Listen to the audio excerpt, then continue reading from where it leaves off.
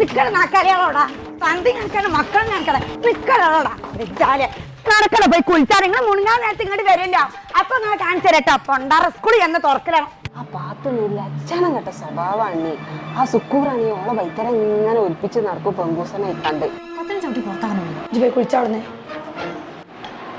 അപ്പൊ അത് പോയി ചോർന്നോ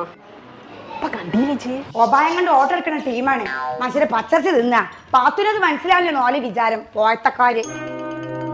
ഒന്നുകൂടി തിന്നോട് കിട്ടിയേ